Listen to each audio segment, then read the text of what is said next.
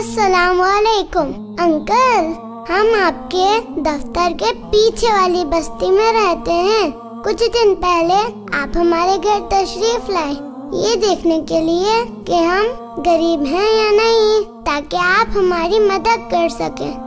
कुछ दिन बाद आप 5 लोगों के हमरा हमारे घर आए, हमें राशन दिया, अम्मी, मेरे और भाई के लिए ईद के जोड़े दिए, तस्वीर बनवाई और चले गए।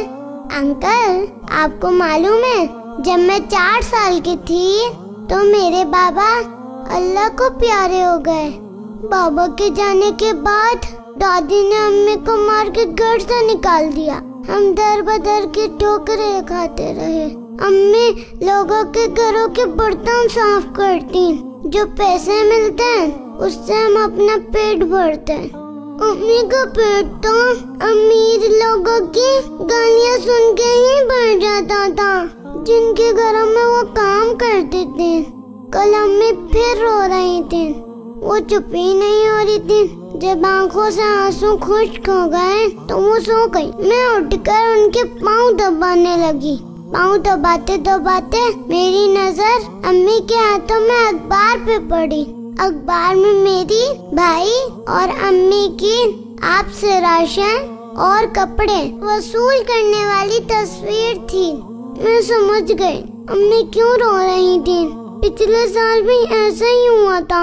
इन तस्वीर की वजह से मोहल्ले वालों ने हमारा खूब मजाक उड़ाया। जब हम कपड़े पहन कर बाहर खेलने गए तो हमें भिखारी भिखारी कहकर तंग किया जा रहा था।